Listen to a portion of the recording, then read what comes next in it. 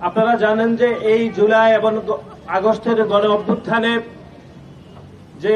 2000-এরও বেশি ছাত্র জনতা যারা শহীদ হয়েছেন, সেখানে সেই গণ অভ্যুত্থানে আমাদের বোনরা কিরকম অপরিসীম রাজপথে আন্দোলন সংগ্রাম করেছিল এবং বাংলাদেশের স্বাধীনতার পরবর্তী সময়ে যতগুলো আন্দোলন হয়েছিল, সে আন্দোলনে এবারের জুলাই এবং আগস্টের যে রক্তক্ষয়ী সংঘর্ষ, এবারের সে আন্দোলনের নারীদের যে ভূমিকা, সেটি পৃথিবীর ইতিহাসে একটি নজিরবিহীন ঘটনা বলে আমরা মনে করি। এবং গণ অভ্যুত্থান সফল হওয়ার পর থেকে আমরা দেখেছি যে বাংলাদেশের ছাত্র রাজনীতিতে যখন একটা ইতিবাচক এবং একটি গ্রহণযোগ্য রাজনীতি চলমান রয়েছে, ঠিক তখনই আমরা দেখেছি রাজশাহী বিশ্ববিদ্যালয়ে একজন নারী শিক্ষার্থীকে শিবিরের গুপ্ত সংগঠনের সন্ত্রাসীরা রাজশাহী বিশ্ববিদ্যালয়ে হামলা করেছিল। এবং এই ঘটনা গণ অভ্যুত্থান পরবর্তী সময়ে সর্বপ্রথম ঘটনা যে অন্য কোনো ছাত্র সংগঠনের কোন নেতাকর্মীকে যে অন্য কোনো ছাত্র সংগঠন শারীরিকভাবে আঘাত করার ঘটনা আমরা শুরুতেই রাজশাহী বিশ্ববিদ্যালয়ে দেখেছিলাম। এবং তার পরবর্তী সময়ে আপনারা দেখেছেন যে চট্টগ্রামে একজন বামপন্থী নারী কর্মীর উপর কিভাবে ছাত্র শিবিরের সাবেক সন্ত্রাসী যেভাবে হামলা করেছে, এবং হামলার পরবর্তী সময়ে সামাজিক যোগাযোগ মাধ্যমে চাপে পড়ে সে সন্ত্রাসীকে গ্রেপ্তার করা হয়েছিল। কিন্তু অত্যন্ত দুঃখের বিষয় হচ্ছে, সে সন্ত্রাসী জামিন থেকে বের হওয়ার পরে আমরা দেখেছি সে গুপ্ত সংগঠন ছাত্র শিবিরের বিভিন্ন পর্যায়ে নেতাকর্মীরা সেই সন্ত্রাসীকে ফুলের মালা দিয়ে বরণ করেছে। সংগ্রামী বন্ধুগণ, সুতরাং আমরা মনে করি যে গণ অভ্যুত্থান পরবর্তী সময়ে বাংলাদেশের ছাত্র রাজনীতিতে যখন একটা ইতিবাচক ছাত্র রাজনীতি চলমান রয়েছে, ঠিক তখনই ছাত্র শিবির বাংলাদেশের নারীদেরকে টার্গেট করেছে, যে বাংলাদেশের নারীদেরকে রাজনীতি থেকে দমিয়ে দেওয়ার জন্য।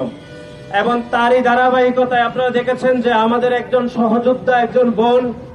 তিনি সংক্ষুব্ধ হতেই পারেন। বাংলাদেশের যে কোনো নাগরিক যে কোনো বিষয়ে তিনি মহামান্য হাইকোর্টের নিকট তিনি একটি রিট পিটিশন দায়ের করেছেন। শুধুমাত্র সে অপরাধে ছাত্র শিবিরের গুপ্ত শিবির, যিনি জৌরলক হলের একজন সাধারণ শিক্ষার্থী বেশে গুপ্ত রাজনীতি করেছেন, যিনি তার সামাজিক যোগাযোগ মাধ্যমে বলেছেন যে ছাত্র শিবির ব্যতীত তিনি কোন রাজনৈতিক দলের সমর্থক নয়, সেরকম একজন ব্যক্তি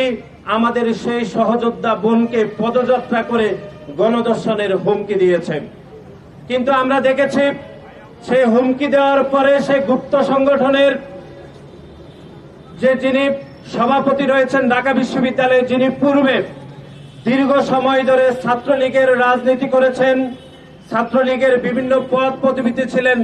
তিনি গণমাধ্যমের সামনে বললেন যে আলী হোসেন নামের যে সাধারণ গুপ্ত শিবির সে আমাদের কেউ না, তিনি তার ভাষায় বলেছেন। তারই পরক্ষণে আলী হোসেন সামাজিক যোগাযোগ মাধ্যমে বলেছেন যে আমি কোনো রাজনৈতিক দলের সাথে সম্পৃক্ত নয়, এমনকি ছাত্র শিবিরের সাথে সম্পৃক্ত নয়। সুতরাং আপনারা মিলিয়ে দেখবেন যে ছাত্র শিবিরের ঢাকা বিশ্ববিদ্যালয়ের সভাপতি জনাব ফরহাদ যে বক্তব্য দিয়েছেন, তার কিছুক্ষণ পরেই সামাজিক যোগাযোগ মাধ্যমে আলী হোসেন একই বক্তব্য দিয়ে প্রমাণ করেছেন যে জনাব ফরহাদ গত 5 বছরে যেরকম গুপ্ত রাজনীতি করে, ছাত্রলীগের সন্ত্রাসের রাজনীতি করে যেভাবে ছাত্র শিবির হিসাবে আত্মপ্রকাশ করেছেন, ঠিক একইভাবে আলী হোসেনও আমার বোনদেরকে গণধর্ষণের হুমকি দিয়ে তিনি গুপ্তভাবে ছাত্র শিবিরের রাজনীতি করে তিনি বিভিন্ন হেকমত দায়ের করে তিনি ঘোষণা দিয়েছেন তিনি ছাত্র শিবিরের রাজনীতির সাথে সম্পৃক্ত নয়। আমরা আজকের এই মানববন্ধন থেকে স্পষ্টভাবে যেটি ঘোষণা দিতে চাই যে ঢাকা বিশ্ববিদ্যালয়ের গুপ্ত যে ছাত্র শিবির আলী হোসেন, তিনি তার সামাজিক যোগাযোগ মাধ্যমে প্রকাশ্যে ঘোষণা দিয়েছিলেন যে তিনি ছাত্র শিবিরের রাজনীতির সাথে সম্পৃক্ত। এমনকি তার সামাজিক যোগাযোগ মাধ্যমে আপনারা দেখেছেন, গণমাধ্যম থেকে আমরা দেখেছি তিনি জামাতি ইসলাম এবং ছাত্র শিবিরের বহু প্রোগ্রামে তিনি অংশগ্রহণ করেছেন। তারপরেও গুপ্ত সংগঠন ছাত্র শিবিরের বিভিন্ন পর্যায়ে নেতাকর্মীরা এই গুপ্ত আলী হোসেনকে শুধু বাঁচানোর জন্য, তাদের গুপ্ত রাজনীতিকে বাঁচিয়ে রাখার জন্য তারা সেটি অস্বীকার করছে। সুতরাং আজকের এই মানববন্ধন থেকে আমরা স্পষ্টভাবে যেটি বলতে চাই সেটি হচ্ছে গত এক বছরে গণ অভ্যুত্থান পরবর্তী সময়ে বাংলাদেশের নারীদের উপর যেরকম সাইবার বুলিং হয়েছে, নারীদের উপর যেরকম আক্রমণ করা হয়েছে, নারীদেরকে হেয় করা হয়েছে,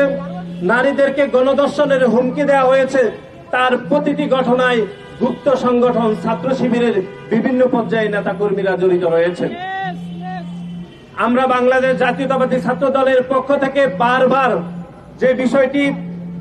বারবার বলার চেষ্টা করেছি যে ঢাকা বিশ্ববিদ্যালয়ে কোন শিক্ষার্থীরা যদি রাজনীতি করতে চায় সেই রাজনীতি হতে হবে প্রকাশ্যে গণতান্ত্রিক রাজনীতি। কিন্তু আমরা দেখেছি ঢাকা বিশ্ববিদ্যালয়ের বর্তমান প্রশাসন, বিশেষ করে মাননীয় ভাইস চ্যান্সেলর এবং মাননীয় প্রক্টরের পৃষ্ঠপোষকতায় ঢাকা বিশ্ববিদ্যালয়ের গুপ্ত রাজনীতি চলমান রয়েছে। এবং ঢাকা বিশ্ববিদ্যালয়ের কোথায় গুপ্ত রাজনীতি চলছে, কোথায় প্রকাশ্য রাজনীতি চলছে, এটি কেউ জানুক আর না জানুক, আমরা দেখেছি ঢাকা বিশ্ববিদ্যালয়ের মাননীয় উপাচার্য, মাননীয় প্রক্টর ঠিকই জানেন যে ছাত্র শিবির কোথায় কোথায় রাজনীতি করেন। সুতরাং আমরা মনে করে ঢাকা বিশ্ববিদ্যালয়ের মাননীয় উপাচার্যকে অবশ্যই দ্রুত ঘোষণা দিতে হবে ঢাকা বিশ্ববিদ্যালয়ের কোন পবিত্র মাটিতে যেন কোনো গুপ্ত রাজনীতি না থাকে, সেজন্য ঢাকা বিশ্ববিদ্যালয়ের মাননীয় উপাচার্যকে দ্রুত ঘোষণা দিতে হবে। নতুবা আপনারা দেখেছেন যেরকম যে গুপ্ত সংগঠন আলী হোসেন যেভাবে আমার বোনদেরকে পদযাত্রা করে যেভাবে গণধর্ষণের হুমকি দিয়েছে, এরকম ঘটনা আরো ঘটতে থাকবে। কিন্তু যতই ঘটতে থাকবে ছাত্র শিবির গুপ্ত রাজনীতি করার কারণে, তারা তাদের কমিটি প্রকাশ না করার কারণে, তারা গুপ্ত রাজনীতি যখন প্রকাশিত হবে তারা তখন ঘোষণা দিবে